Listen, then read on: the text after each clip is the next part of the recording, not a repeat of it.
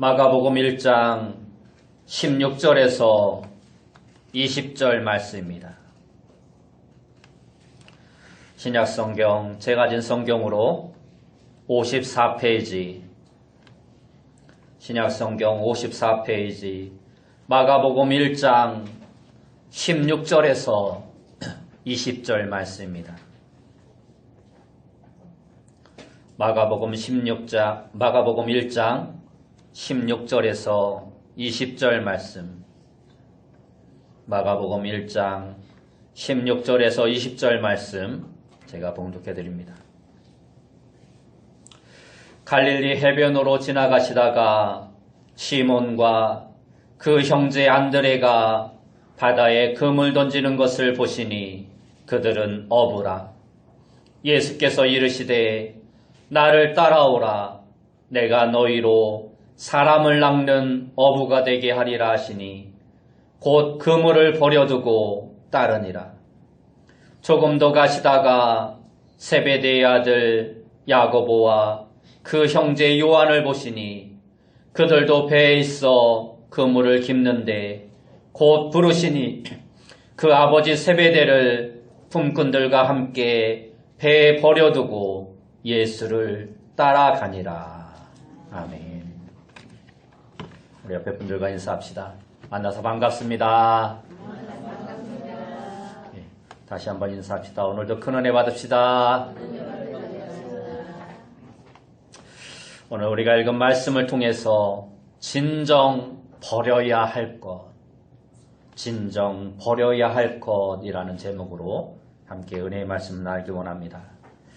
오늘 말씀은 우리가 잘 아는 예수님께서 갈릴리 바닷가에서 제자들을 부르시는 장면입니다.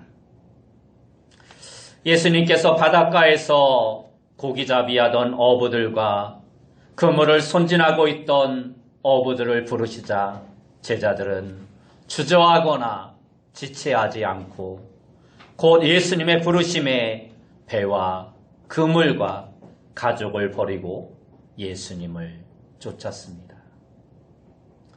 안정된 삶의 터전과 가족을 버리고 그때만 해도 전혀 알려지지 않은 예수님을 쫓는다는 것은 결코 쉬운 일이 아니었습니다. 그러나 예수님의 제자들은 예수님의 부르심을 받았을 때 그 부름에 기꺼이 응답했습니다. 그러나 그들이 다 버린 것은 아니었습니다. 그들이 예수님의 부르심에 즉각적인 응답을 하고 배와 그물과 가족을 버리고 예수님을 따랐지만 그들이 끝까지 버리지 못한 것이 있었습니다. 오늘 말씀을 통해 그들이 끝까지 버리지 못한 것이 무엇이었는가를 함께 살펴보며 예수님의 제자로서 우리가 진정으로 버려야 할 것이 무엇인가를 살펴보고 이를 통해 우리의 믿음을 다시 한번 돌아보는 시간을 가져보길 원합니다. 먼저 우리가 살펴볼 것은 제자들이 버린 것입니다. 예수님께서는 먼저 바다에 그물을 던지고 있던 베드로와 안드레를 부르셨습니다. 그러자 그들은 즉시 그들의 그물을 버려두고 예수님을 쫓았습니다. 그리고 예수님은 조금 더 가시다가 세베대의 아들들 야고보와 요한이 배에서 그물을 손질하는 것을 보시고 그들을 또 부르십니다. 그러자 그들도 역시 아버지 세베대를 남겨두고 예수님을 따랐습니다. 여기서 우리가 알아야 할 것은 우리가 보통 제자들에 대해서 이야기할 때 무식하고 천한 어부들이라고 말을 많이 합니다. 그런데 사실 당시의 어업은 상당히 유망하고 좋은 엘리트 직업이었습니다. 예수님 당시의 어업은 상당히 많은 돈을 벌 수 있는 직업 가운데 하나였습니다. 예수님의 오병이어 기적에서도 알 수 있듯이 그 당시 일반인들의 기본 식사는 포도주를 곁들인 빵과 물고기였습니다. 그런데 무더운 지역에서 싱싱한 생선은 항상 수요만큼 공급이 따라가지 못했기 때문에 바로잡은 싱싱한 생선은 아주 비싼 가격에 판매가 되었습니다. 교통이 발달되지 못한 당시 생선은 상품성을 높이기 위해 잡은 즉시 가공해서 보관해야 그 상품성이 유지되었습니다. 대부분 잡으면 바로 소금에 절이거나 말리고 또는 연기로 훈제를 했고 작은 생선들은 젓갈을 담갔을 것입니다.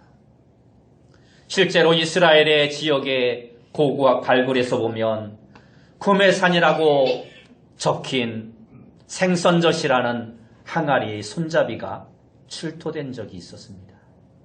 이처럼 당시 국제무역을 통해 여러 유통 단계를 거치는 생선의 값은 더욱더 비쌌습니다. 또한 갈릴리 어부들은 이방인들에 비해서 훨씬 더 이윤을 많이 남길 수 있는 장점을 가지고 있었습니다. 유대인들은 음식에 대한 율법인 카슈로토라는 계명을 가지고 있었습니다. 그래서 지중해 이방인 어부들이 잡은 고기보다 같은 동족인 갈릴리 호수의 유대인 어부들이 공급하는 생선을 더욱더 비싼 값에 사 먹었습니다. 그래서 갈릴리 어부들은 예루살렘 시장에서 생선을 팔기 위해 먼 길을 마다하지 않고 판로를 개척했을 것이며 수많은 유대인들 때문에 그들은 비싼 가격에 생선을 팔 수 있었던 것입니다. 예수님의 제자들 중 베드로와 안드레 그리고 빌립은 벳세다 출신이었습니다. 갈릴리의 벳세다는 분봉왕 헤롯 빌립이 주 30년경 로마식 도시인 율리아스로 새롭게 재건했으며 수많은 갈릴리 사람들이 이곳으로 이주해 와서 살았습니다. 그러니 자연히 생선의 수요도 늘어났을 것이고 근처의 가버나움에는 대규모 시장이 형성되어 있었습니다. 실제로 고고학자들이 벳세다 지역을 발굴했을 때 한 커다란 저택에서 수많은 그물추와 낚시 바늘들이 발견되기도 하였습니다. 이처럼 베드로와 안드레 그리고 야고보와 요한은 예수님이 부르실 때 제자로서의 삶을 살기 위해 그동안 그들이 누려왔던 안정적인 삶과 터전과 좋은 직업과 가족들을 버려야 했던 것입니다. 이것은 가장 좋은 것을 위해 덜 좋은 것을 포기하는 믿음이 그들에게 있었던 것입니다. 다시 말해 이들에게 있어서 이제 인생의 우선순위가 바뀌어지게 되었다라는 것입니다. 그러면 이 말씀을 통해서 우리도 예수님을 믿고 따르기 위해 모두 직장과 가족을 버려야 하는가 하는 질문을 할 수 있습니다. 그러나 그렇지 않습니다. 우리 중에는 특별히 풀타임 사역자, 다시 말해 전적으로 하나님의 일을 위해 부름을 받은 사람도 있지만 그렇지 않은 사람이 더 많습니다. 예를 들어서 목사나 선교사로 부르심을 받았을 때 그들은 다른 직장을 그만두고 전적으로 하나님의 일만을 위해 부름받은 곳으로 가야만 합니다. 이러한 분들은 특수한 경우입니다.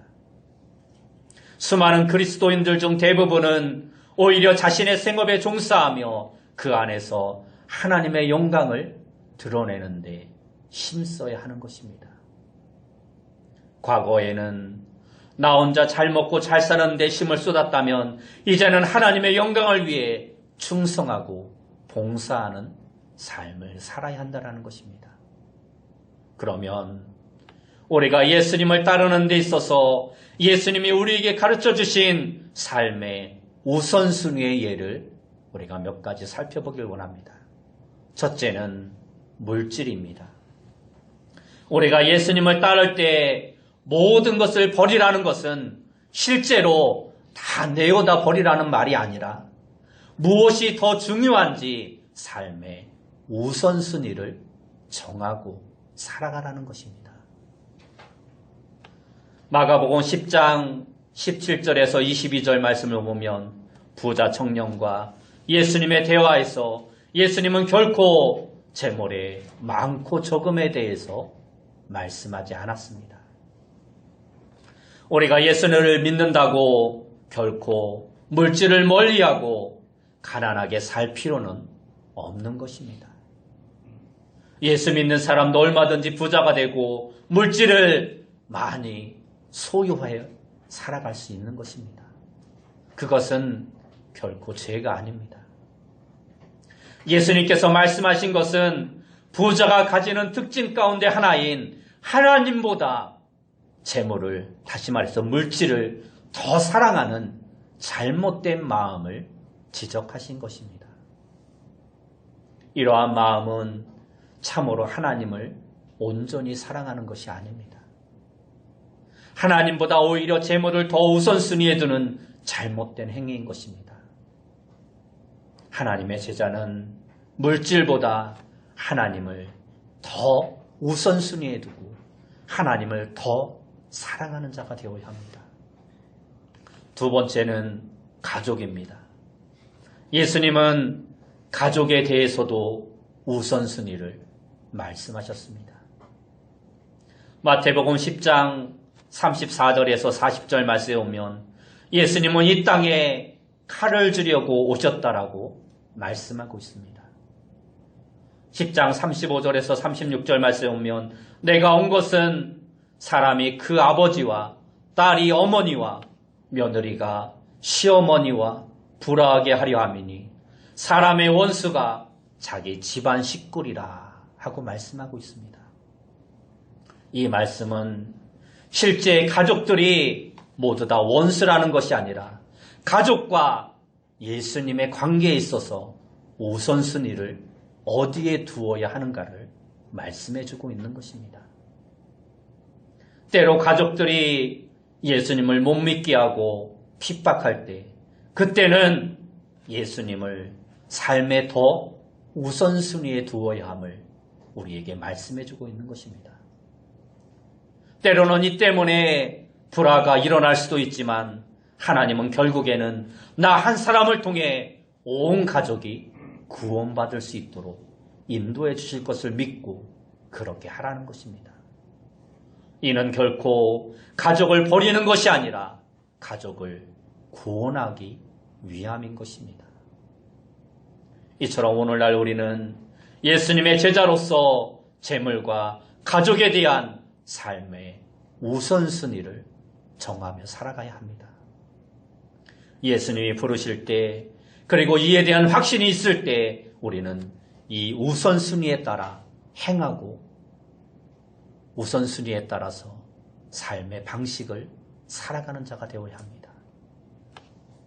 예수님이 나를 풀타임 사역자로 부르실 때 훈련받고 사명을 감당하기 위해 모든 것을 내려놓을 필요가 있습니다. 그리고 예수님이 맡겨주신 사역을 위해 기꺼이 이를 받아들여야 합니다. 그러나 누구나 다 이런 삶을 살 수 없는 것입니다.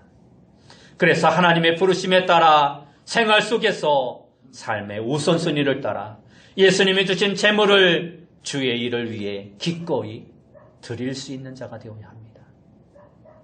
그리고 가족이 핍박해도 먼저 예수님을 믿고 따를 수 있는 자가 되어야 합니다. 바로 이러한 삶이 그물과 배와 세베대의 아버지를 떠나 예수님을 쫓는 참된 제자의 삶이라 말할 수 있는 것입니다.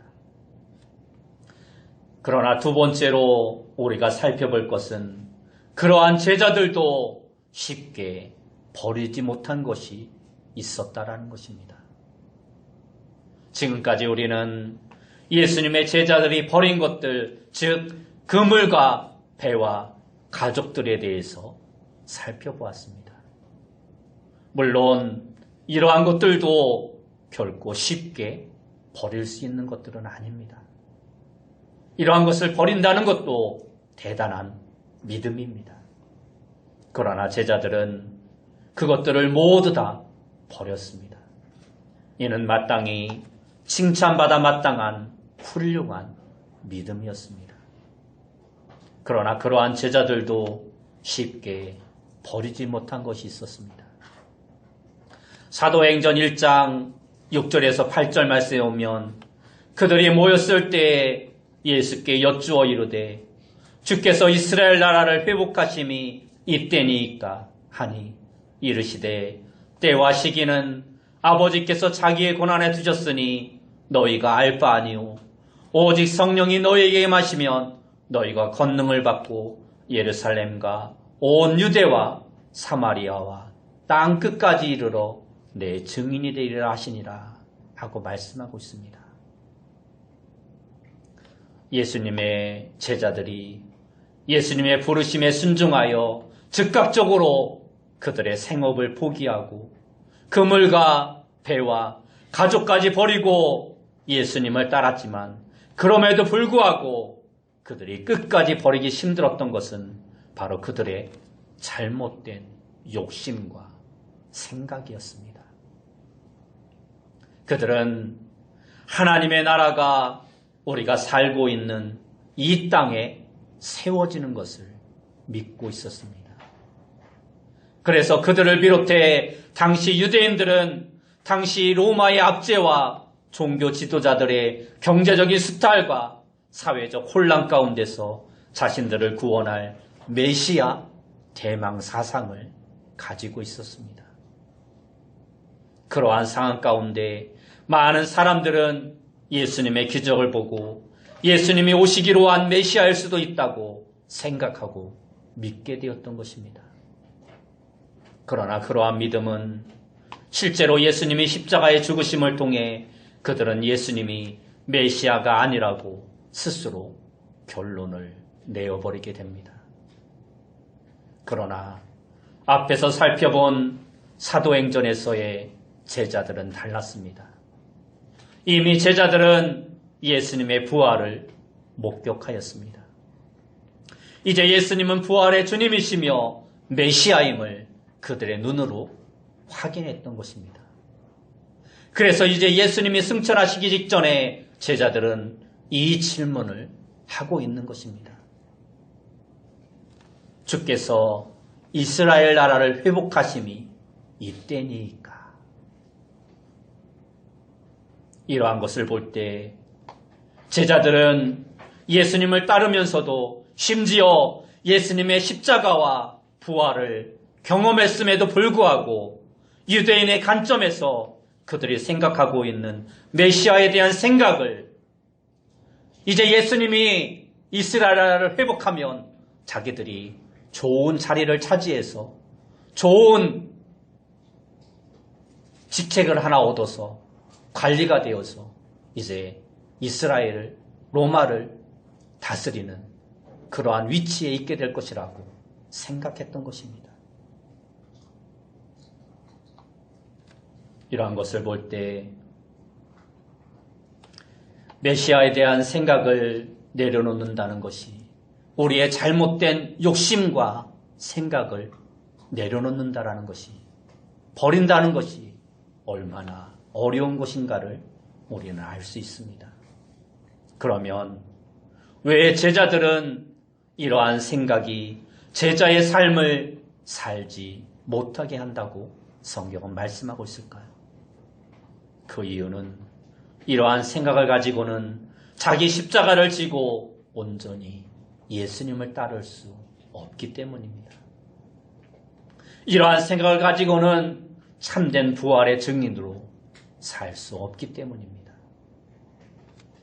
예수님은 제자들을 부르신 후 이 사실을 기회 있을 때마다 제자들에게 가르쳐 주셨습니다. 누가복음 9장에는 세 가지의 사건이 연속해서 나오고 있습니다. 먼저 예수님께서 베드로의 고백을 받으십니다.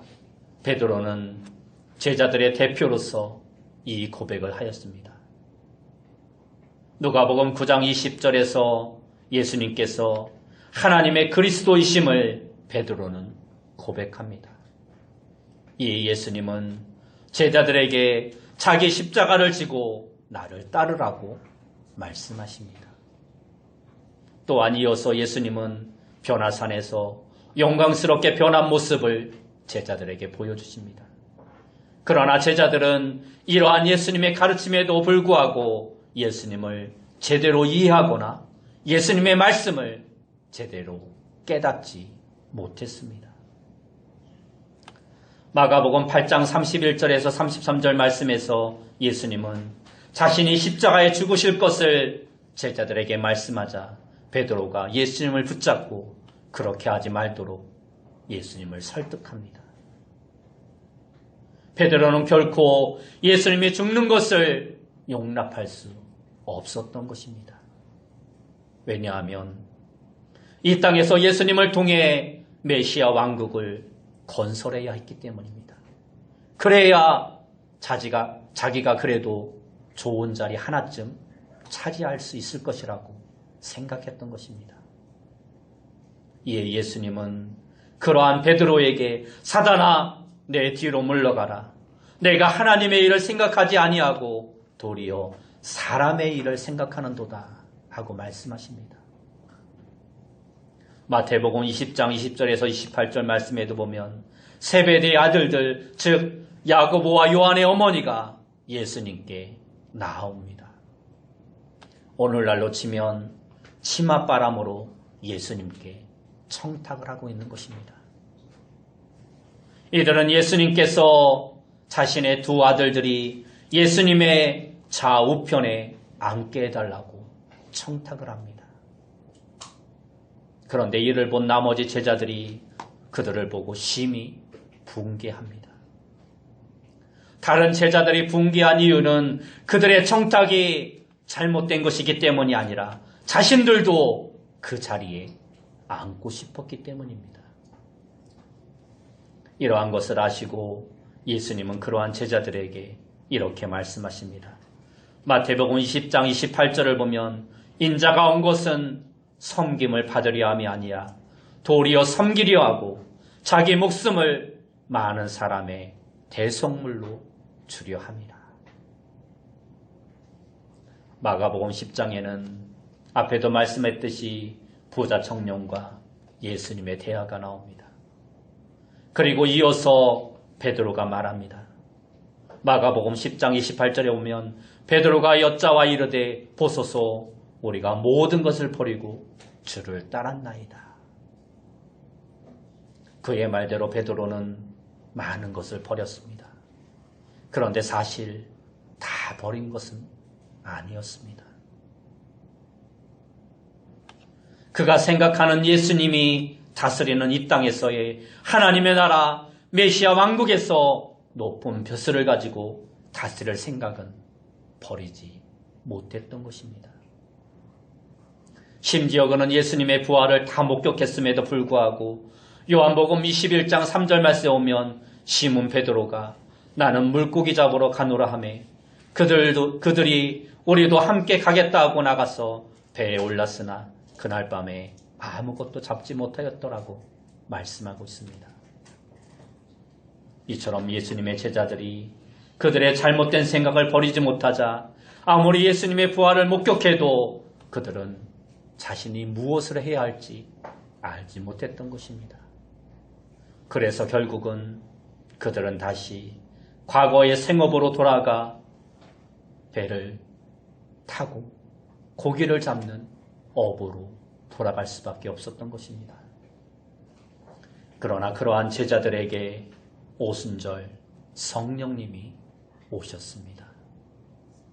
그리고 그 성령님께서 제자들에게 예수님의 말씀을 생각나게 하시고 그 말씀의 의미를 깨닫게 해주십니다. 예수님께서는 하나님이십니다. 그분이 이 땅에 오셨습니다. 모든 백성을 죄로부터 구원하기 위해 예수님은 이 땅에 오신 것입니다. 그리고 예수님은 아담의 원죄 때문에 모든 사람들이 죄의 굴레에 있는 것을 해방시켜주기 위해 십자가에 죽으셔야 했던 것입니다. 성령께서는 이러한 모든 것들을 제자들에게 깨닫게 해주십니다. 그리고는 그들의 삶과 그들의 생각이 바뀌어지게 됩니다.